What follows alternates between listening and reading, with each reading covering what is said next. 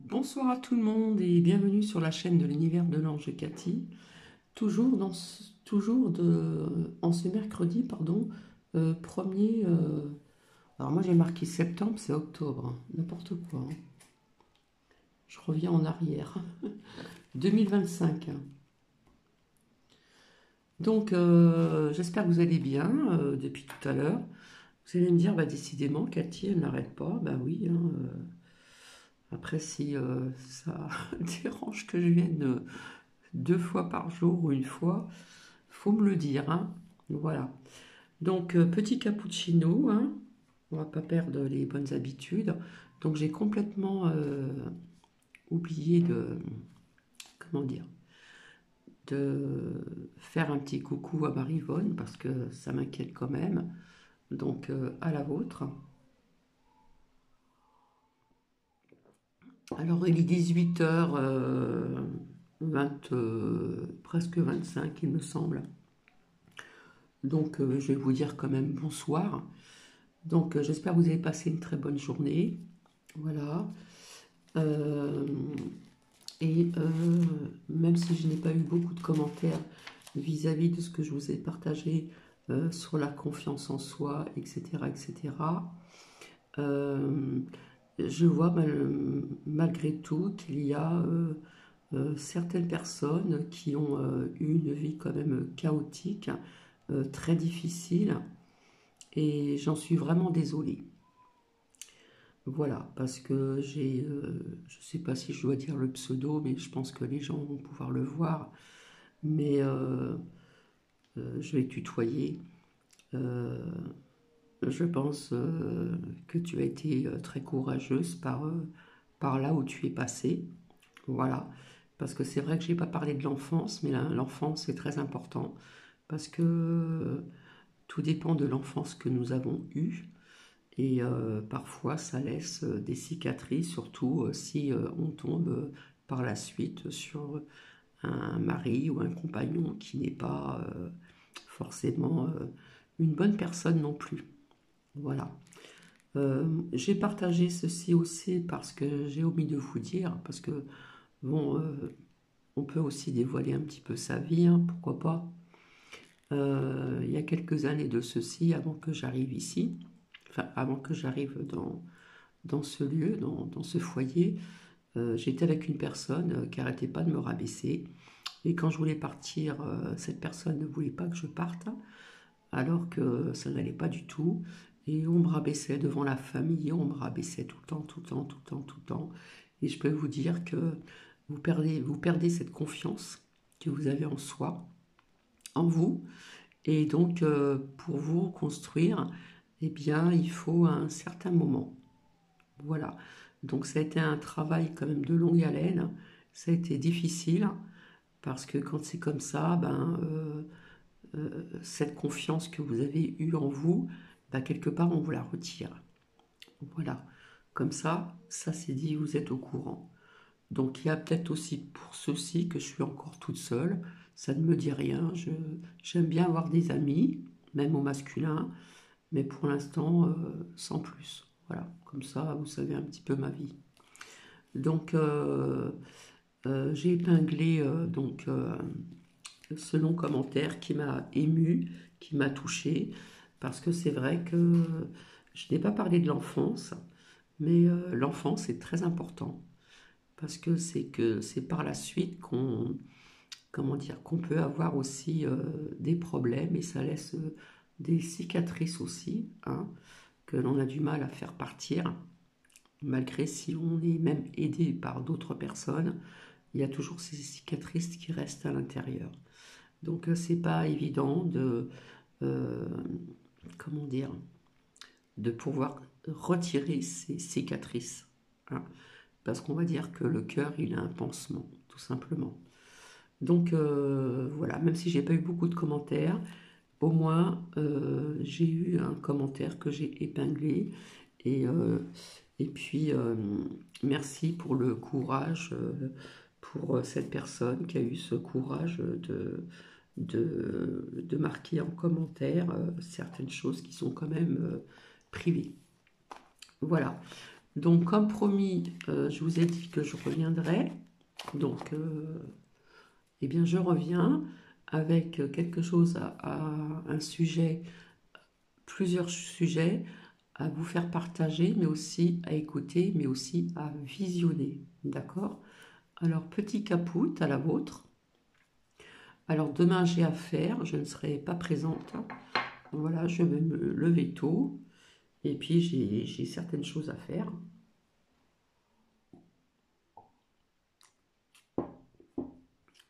Et vendredi matin, c'est le médecin.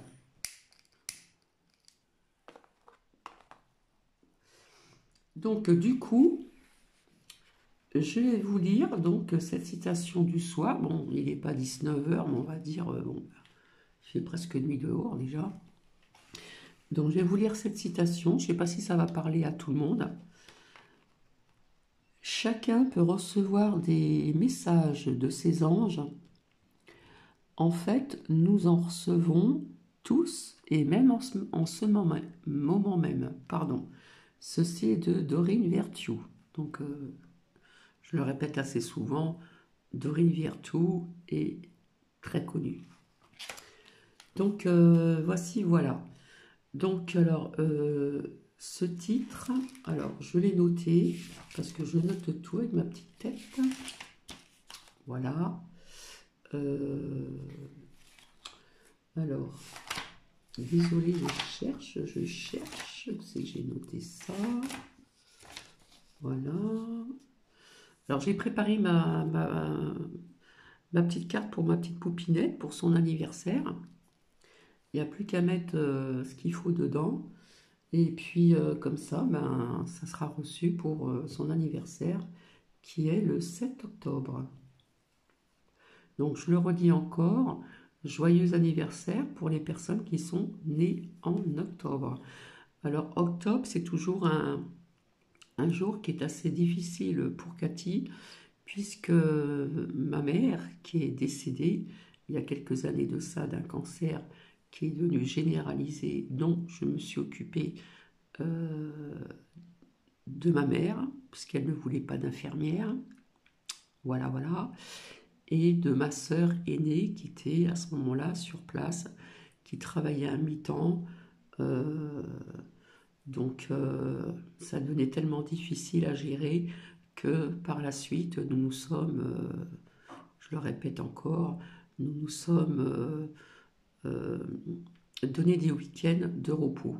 C'est-à-dire qu'un week-end sur deux, ben, un week-end, elle m'emmenait quand même chez elle. Hein, donc Limoux, Quillan, il y a de la route quand même. Et puis je décompressais le week-end parce que c'était quand même assez difficile puisque je gérais pas mal de choses aussi. Voilà, ça a duré quand même pendant quelques mois. Et puis l'autre week-end, c'est Cathy qui s'occupait de ma mère. Voilà. Donc il en faut des personnes comme ceci. Hein. Voilà, il faut de toute façon. Donc le titre, c'est Artefact. C'est extraterrestre ou capsule temporelle. Alors, je ne sais pas si ça va plaire à tout le monde. Là, par contre, c'est à écouter, à visionner. Donc, je ne sais pas si ça va pas plaire à tout le monde. Ça dure longtemps. Alors, je vais faire une partie. Je vais vous faire partager une partie. J'espère que vous m'entendez bien. Si cela ne vous convient pas, je ne ferai pas la seconde partie. Parce qu'en fin de compte, pour bien faire, il faudrait le faire en 3 parties. Et 3 parties, ça fait long parce qu'il y a des coupures et on ne se rappelle plus. Donc, je vais faire une partie ce soir, là, bientôt. Et puis, si cela ne plaît pas, n'hésitez pas à me le dire en commentaire. Je ne serai pas vexée pour autant, pour ceci. D'accord? Bon, ça peut être intéressant, ça peut intéresser certaines personnes, comme ça peut désintéresser d'autres personnes. Donc voilà, comme ça c'est dit. Donc je finis mon cappuccino, je vais après, pof, plus de lumière, et puis je vais essayer de bien cadrer mon trépied en face de, de ce petit écran que j'ai, parce que j'ai un plus grand ordinateur de l'autre côté, et le petit, je le garde ici. Donc je finis mon cappuccino. Alors c'est vrai que ça n'intéresse pas toujours certaines personnes, mais bon, je verrai bien de toute façon au niveau des vues et puis des pouces, hein. Voilà. Donc, donc ça parle d'extraterrestres ou capsules temporelles. Donc ça peut être aussi intéressant. Voilà. C'est vrai que je me répète énormément et je dis souvent voilà, voilà, voilà. Donc désolé.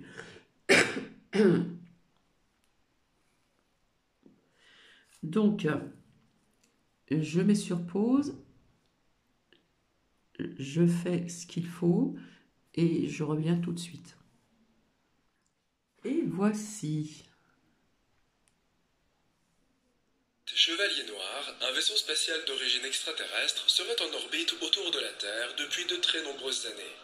C'est complètement fou, non? Au fil des années, les partisans de cette théorie ont rassemblé tout un arsenal de données plus ou moins vraisemblables à son sujet. Jetons-y un œil et jugeons-en par nous-mêmes. 1899. Le célèbre scientifique Nikola Tesla a construit une tour géante dans son laboratoire de Colorado Springs. Cette tour était censée lui permettre d'étudier l'électricité atmosphérique et les ondes radio. Un jour, il a découvert quelque chose d'inattendu. Je pense que tout le monde connaît Tesla, il me semble, hein. La tour avait commencé à capter un signal apparemment artificiel. Au début, Tesla s'est dit que ce signal provenait de notre atmosphère. Mais il est apparu qu'il venait en réalité de beaucoup plus haut, de l'espace. Il en a donc conclu que c'est une civilisation extraterrestre qui émettait ce signal. Cependant, la communauté scientifique n'a rien voulu entendre. Même s'il respectait le génie de Tesla, il le considérait un peu comme un énergumène. Quelques années plus tard, cependant, les rapports de Tesla furent confirmés. L'inventeur de la radio sans fil, Guglielmo Marconi, avait intercepté des signaux similaires. Puis, en 1927, c'est l'ingénieur radio norvégien Jørgen Holz qui a remarqué quelque chose d'inhabituel. Lorsqu'il envoyait des signaux sur une certaine longueur d'onde, ils lui étaient renvoyés quelques secondes plus tard. Au début, il a pensé qu'il s'agissait d'un écho radio tout à fait ordinaire. Il n'est pas rare que de courtes ondes radio rebondissent entre la Terre et la stratosphère. Ce phénomène a pour nom propagation. Mais généralement, cela se produit très rapidement, environ 1/7 de seconde après la transmission initiale. Et les signaux que Holz recevait mettaient environ 15 secondes à revenir. Cela ne correspondait pas à ce à quoi les ingénieurs étaient habitués.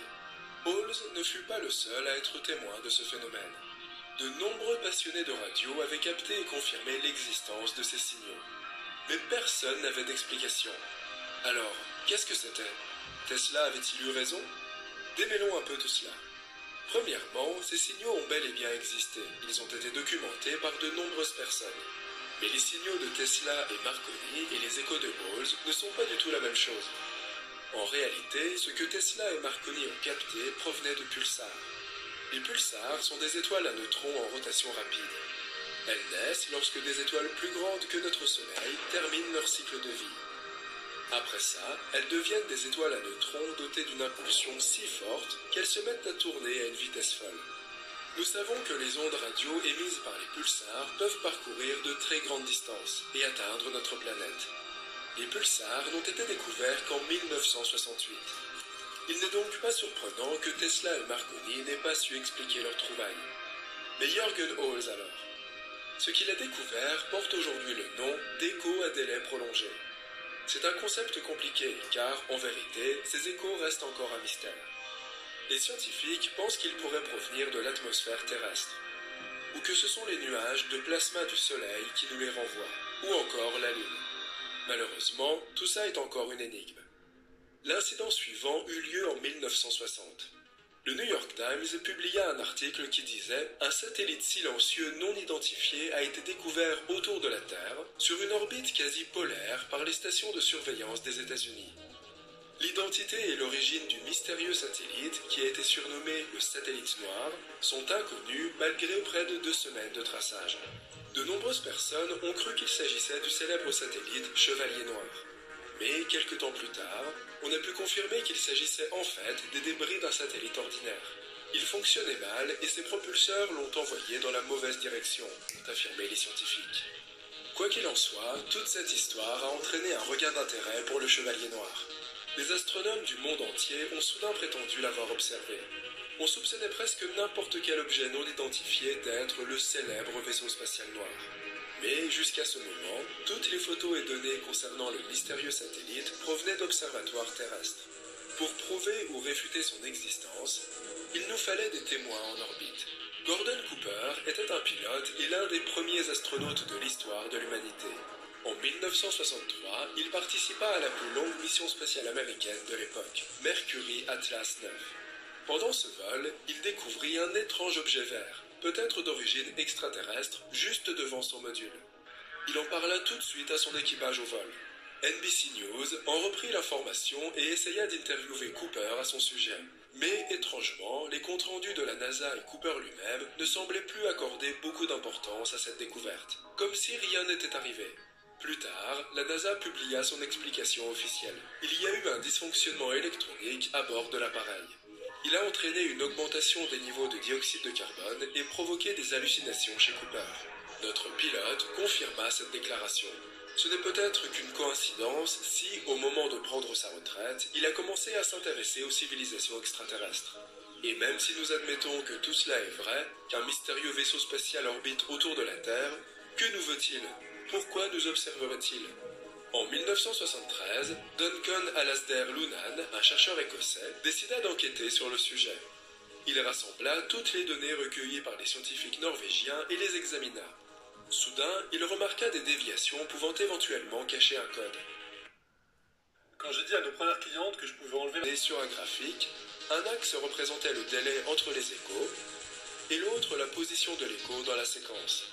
Et il découvrit un ensemble de points qui ressemblait à une carte de l'espace, plus précisément à la carte de la constellation du Bouvier. Lunan analysa les échos enregistrés par des astronomes français en 1929.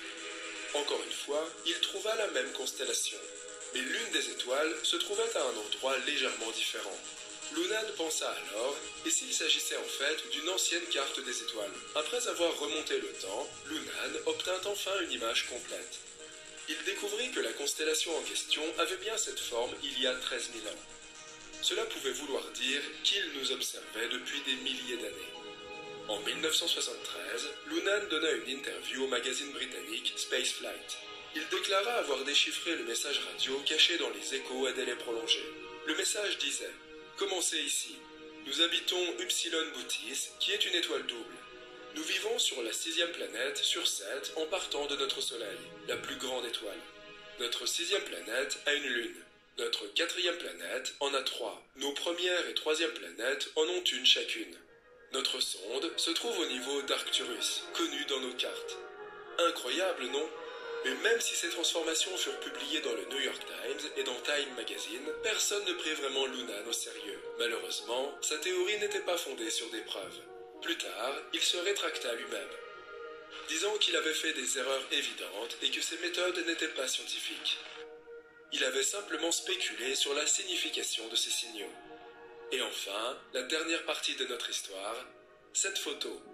Le 4 décembre 1998, la navette spatiale Endeavour entreprit sa mission STS-88. C'était la première mission vers la Station spatiale internationale. Le 11 décembre suivant, la NASA prit et publia une série d'images où l'on pouvait clairement voir un objet inhabituel dans l'orbite de la Terre. Ces photos ont immédiatement fait le tour des médias. Tout le monde pensa qu'il s'agissait du satellite Chevalier Noir dont on parlait depuis des années. L'avait-on enfin trouvé, après 100 ans de spéculation ? Mais comme d'habitude, la vérité s'avéra bien plus banale. Pendant la mission, l'un des astronautes avait installé un revêtement thermique. Mais le revêtement était mal fixé, et il s'était détaché et s'était envolé. Les photos avaient été prises pour documenter cet incident. La légende du Chevalier Noir est très intéressante. On peut passer des heures à l'étudier à la recherche de nouvelles informations et connaître son histoire. Il s'agit en fait d'un fouillis de témoignages, de rapports et de photos de vrais satellites sans aucun rapport entre eux. Tous ces éléments ont été mélangés pour former un mythe sans réelle cohérence. mais un mythe absolument fascinant. Nous sommes en l'an 1977 et les astronomes sont stupéfaits.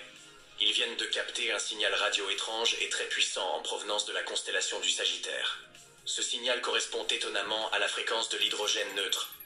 Qu'est-ce que cela signifie ? Il s'agit de la fréquence que de nombreux astronomes pensent pouvoir être utilisée par des civilisations extraterrestres cherchant à communiquer. Depuis, le signal est devenu légendaire dans la communauté des chercheurs d'intelligence extraterrestre, ou SETI. Mais quel était exactement ce mystérieux signal ? Pour le comprendre, il faut remonter aux années 1970, époque à laquelle le radiotélescope Big Ear de l'Université de l'État de l'Ohio était en activité. Pendant plus de 2 décennies, de 1973 à 1995, il a joué un rôle majeur dans le programme SETI de l'université. Il s'agit d'ailleurs du projet SETI le plus long de l'histoire. Et en 1977, Big Ear a détecté quelque chose d'extraordinaire, le signal WOW. Il ne s'agissait pas d'un signal quelconque, mais d'un signal radio puissant à bande étroite, proche de l'importante fréquence de l'hydrogène neutre.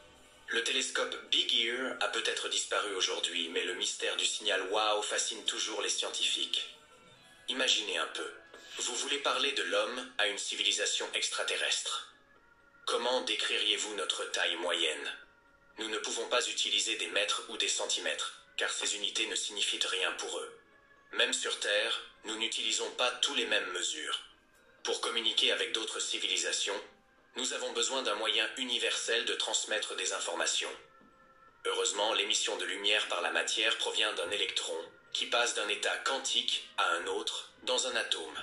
Ce processus, régi par la mécanique quantique, produit des fréquences et des longueurs d'onde de rayonnement spécifiques et fixes, quel que soit l'endroit où l'on se trouve dans l'univers. Comme nous pensons que les lois de la physique sont les mêmes partout, ces longueurs d'onde sont universelles.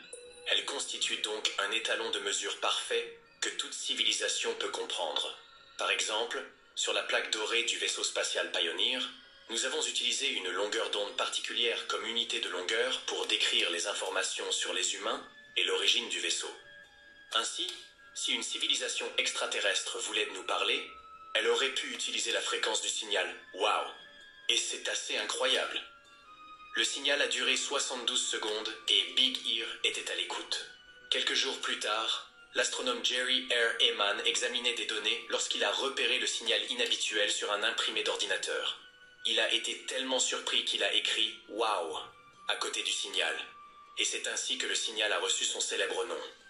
Le signal porte également un nom scientifique, moins spectaculaire. 6EQUJ. Il montre simplement comment l'intensité du signal a évolué au fil du temps. Le signal « Wow » a donné lieu à toutes sortes de théories. Certains se sont mis à croire qu'il s'agissait d'un signe de vie extraterrestre, tandis que d'autres étaient persuadés qu'il s'agissait d'une interférence due à l'activité humaine. D'autres encore pensaient qu'il pouvait s'agir d'un phénomène naturel que nous ne comprenions pas encore. De nouvelles recherches semblent avoir enfin résolu le mystère. Mais il y a une chose dont nous parlerons un peu plus tard.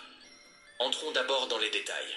Une équipe de scientifiques, dirigée par Abel Mendez du laboratoire d'habitabilité planétaire de l'Université de Porto Rico à Arecibo, a réexaminé le mystère en utilisant les données du radiotélescope d'Arecibo, aujourd'hui fermé, recueillies entre 2017 et 2020. Ces observations étaient similaires à celles de Big Ear, mais elles étaient plus sensibles, avaient une meilleure résolution et mesuraient mieux la polarisation. Arecibo a détecté des signaux similaires au signal WOW, mais avec d'importantes différences. Ces signaux étaient moins intenses et provenaient de plusieurs endroits. Les scientifiques pensent que ces signaux, y compris le signal WOW original, peuvent être expliqués par des événements naturels dans l'espace. Leur théorie est la suivante. Le signal WOW a probablement été causé par un éclaircissement soudain de l'hydrogène dû à une forte source de rayonnement de courte durée. Il pourrait s'agir d'une éruption de magnétar ou d'un sursauteur gamma-mou ou SGR. Un magnétar est une étoile à neutrons dont le champ magnétique est beaucoup plus puissant que celui des étoiles à neutrons ordinaires. Et un SGR est un objet astronomique qui émet de grandes salves de rayons gamma et de rayons X à intervalles irréguliers. Quoi qu'il en soit, ces événements sont plutôt rares et dépendent de conditions très spécifiques. Mais ils peuvent comme provoquer l'illumination de nuages d'hydrogène pendant de courtes périodes. Selon les chercheurs, ce que Big Ear a capté en 1977 n'était autre qu'un nuage d'hydrogène lumineux placé dans sa ligne de mire. L'étude suggère que la rareté du signal peut s'expliquer par l'alignement précis nécessaire entre la source de rayonnement, le nuage d'hydrogène, et l'observateur. Cela signifie que le signal WOW pourrait être le premier cas enregistré d'une éruption astronomique de maser dans l'arrêt de l'hydrogène. Une théorie provocante suggère que la mystérieuse comète Oumuamua pourrait être une sonde de von Neumann, un vaisseau spatial extraterrestre équipé de moteurs défectueux, errant sans contrôle à travers notre système solaire. Bien que cette idée soit troublante, il convient tout d'abord de préciser ce qu'est une sonde de von Neumann. Le mathématicien John von Neumann a introduit le concept de vaisseaux spatiaux capables de se répliquer eux-mêmes, imitant ainsi certaines caractéristiques des organismes vivants ou des virus. Ces vaisseaux hypothétiques, rapidement surnommés sondes de von Neumann, étaient envisagés comme une solution efficace pour accomplir des tâches à grande échelle, telles que l'exploitation des ressources des ceintures d'astéroïdes ou des lunes. Von Neumann estimait que leur capacité de reproduction exponentielle pourrait constituer un atout considérable pour leurs concepteurs. En théorie, une sonde autoréplicante pourrait être envoyée dans un système planétaire voisin afin d'y identifier des ressources. Ces matériaux, prélevés sur des lunes, des astéroïdes ou des géantes gazeuses, serviraient ensuite à fabriquer des copies de la sonde elle-même. Ces copies seraient à leur tour envoyées vers d'autres systèmes planétaires, tandis que la sonde d'origine continuerait à remplir son objectif principal au sein du système stellaire dont elle est issue. Ce modèle reproduit indéniablement les mécanismes de reproduction des bactéries, ce qui conduit certains experts à considérer que les machines de von Neumann pourraient être perçues comme une forme de vie artificielle. Par ailleurs, une théorie avance qu'un vaisseau spatial autoréplicant pourrait coloniser une galaxie de la taille de la Voie lactée en à peine un demi-million d'années, même en se limitant à des méthodes conventionnelles de voyage interstellaire. Autrement dit, il n'aurait pas besoin de recourir à une propulsion hypothétique dépassant la vitesse de la lumière. En 1981, le physicien, mathématicien et cosmologiste Frank Tipler a avancé l'idée que l'intelligence extraterrestre ne pouvait exister au motif que personne n'avait jamais observé de sonde de von Neumann. En supposant un rythme de réplication modéré, ces sondes devraient déjà être largement répandues dans l'univers. Leur absence d'observation soulève donc une question troublante. Cela pourrait-il signifier que l'intelligence extraterrestre n'existe pas ? Les astronomes Carl Sagan et William Newman ont apporté une réponse aux arguments de Tipler. Ils ont suggéré que ce dernier avait peut-être surestimé les taux de réplication possibles. Si ces sondes de von Neumann existaient, elles auraient déjà consommé une part significative de la masse de notre galaxie. Cela amène à penser que toute civilisation avancée éviterait délibérément de créer de telles sondes, ou s'efforcerait de les neutraliser dès leur détection. Une autre hypothèse avancée pour expliquer leur absence est que les civilisations capables de concevoir de tels dispositifs s'éteindraient vraisemblablement avant même de parvenir à les concevoir. En tout état de cause, la capacité présumée des sondes de von Neumann semble peu réaliste. Mais alors, comment interpréter Oumuamua ? Aujourd'hui, les scientifiques utilisent des outils d'imagerie avancés pour étudier une immense comète en forme de cigare, qui pourrait être, ou non, une sonde extraterrestre. Une hypothèse évoque qu'il s'agirait d'un vaisseau spatial appartenant à une civilisation inconnue, dont les moteurs seraient défectueux, dérivant ainsi à travers notre système solaire. Si tel était le cas, cet objet pourrait s'apparenter à une sonde de von Neumann. Le docteur Jason Wright, de l'université de Penn State, suggère qu'un vaisseau extraterrestre en panne pourrait adopter un comportement similaire à celui d'Oumuamua. Contrairement aux autres corps célestes, ce mystérieux voyageur de l'espace, mesurant environ 400 mètres de long pour 36 mètres de large, ne suit pas une trajectoire classique. Il semble tourbillonner à travers notre système solaire, se déplaçant actuellement à une vitesse d'environ 320 000 km par heure. Donc voilà, ça fait presque une demi-heure, donc je trouve que c'est quand même déjà pas mal. Donc je verrai si je continue la deuxième suite demain ou un autre jour, mais je pense que ce sera plutôt demain. en fin d'après-midi. Voilà. Donc j'espère que ça vous a plu quand même, parce que c'est quand même intéressant. Bon, c'est vrai qu'il y a des mots employés par des scientifiques qui ne sont pas évidentes à comprendre. Mais bon, j'ai trouvé ça intéressant. Donc j'espère que ça vous a plu. Voilà. Et puis sur ce, ben, je vais vous souhaiter une agréable soirée. Et puis, désolé pour la pub parce que j'étais focus avec vous sur ce que j'entendais, sur ce que j'ai vu. Donc, du coup, il y a eu 2 petites pubs là que j'ai pu mettre sur pause assez rapidement quand même. Sur ce, je vous fais des bisous. Et puis, n'hésitez pas à mettre des commentaires. Même si cela ne va pas dans le bon sens du terme.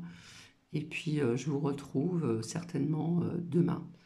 Voilà, je vous souhaite une agréable soirée, une douce nuit, et je vous dis à demain. Bisous, bisous.